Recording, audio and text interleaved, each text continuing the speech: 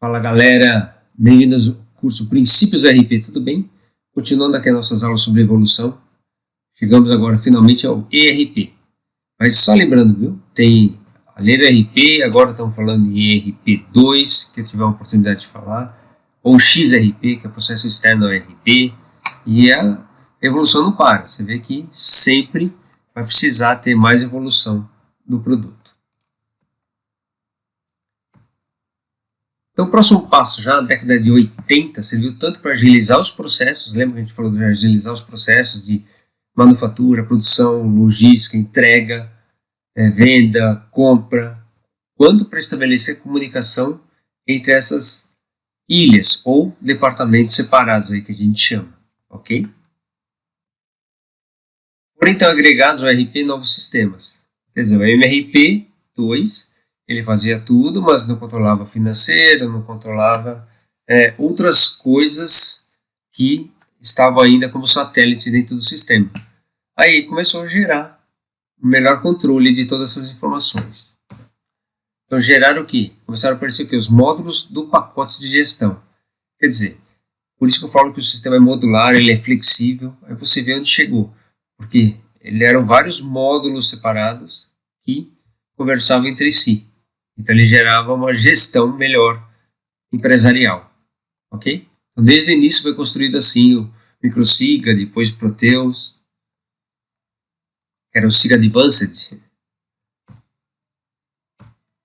Então as áreas contempladas seriam finanças, compras, vendas, recursos humanos e entre outras áreas, que depois entrou ativo, quer dizer, aqui é a dica. O processo nunca para, ele sempre está em evolução.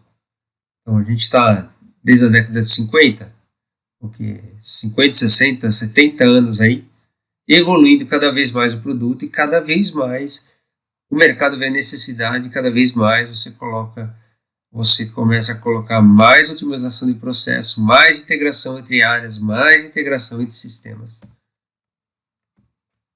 Então os setores como a conotação administrativa, eles deram apoio à produção e entraram na área da automação. Então, o que seria a conotação administrativa? Financeiro, compras, não só de engenharia, mas compras de material de consumo, tudo isso eles apoiaram com o que? A minha fábrica. Né? Então, começaram a entrar os módulos que não atingiam diretamente a fábrica. Então, você tinha que começar a ter controle de outros módulos. Que foi compras, recursos humanos, todos eles que eram satélites, eles começaram a agregar dentro da área de automação. Então a nomenclatura RP ele ganharia muita força na década de 90. Eu falei, 90 foi a época que foi a abertura do mercado. Aqui era uma reserva de mercado muito forte, não conseguia trazer as coisas, era muito caro. E na época do Collor, ele fez a reserva de mercado, quebrou essa reserva de mercado, e aí conseguimos trazer muita informação para cá. Então, praticamente o que tinha lá fora já era lançado aqui. É um preço mais caro? Sim, mas já tinha mais informação também. Então, partiu para a evolução das redes de comunicação e a disseminação da arquitetura cliente-servidor, que é a nossa 3 camadas hoje. Tá? Tem o cliente, tem o servidor e tem as informações que trafegam entre as duas pontas, que é a nossa parte da interface, tudo isso daí. Eram microcomputadores ligados a servidores, com preços mais competitivos e não mais mainframes, e não esquentavam tanto, não tinham tantos problemas, não custavam uma fortuna. Bancos ainda trabalham com mainframe, trabalham muito com mainframe ainda, ok? E por ser uma ferramenta importante na filosofia de controle e gestão dos setores, ganhou aspectos mais próximos do que conhecemos atualmente. As promessas eram tantas e tão abrangentes que a segunda metade daquela década seria caracterizada pelo boom nas vendas dos pacotes de gestão. Começou a vender muito pacote de gestão, mas era tudo prateleira e aí começaram a interligar sistemas. Prateleira que eu digo é estoque, não conversa com compras, não conversa com vendas, não conversa com recursos humanos. E junto com esses fabricantes internacionais, foi a época, depois eu vou mostrar na história da TOTVS aí, mas a TOTVS cresceu muito nesse período, adquirindo outras empresas, cresceu nesse mercado muito forte. Lucraram com a venda da RP como um substituto dos sistemas, porque no ano 2000 teve o problema da data de 2 dígitos. Tá? Então era o boom do ano, o bug do ano 2000.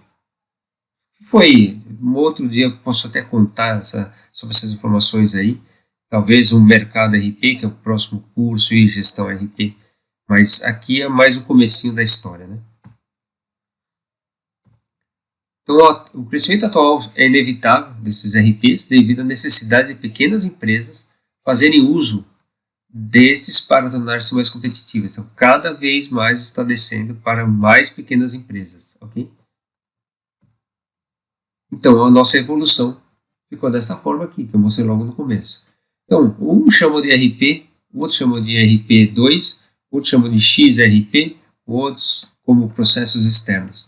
Mas todos eles estão ligados diretamente a um processo externo. Você tem seu RP conversando com RP de terceiros. E aí sim você tem esses processos externos conectados. Ok? No próximo módulo aí a gente vai falar sobre as divisões do nosso RP. Como são feitas as divisões da parte técnica, da parte de gestão. Ok? Até mais!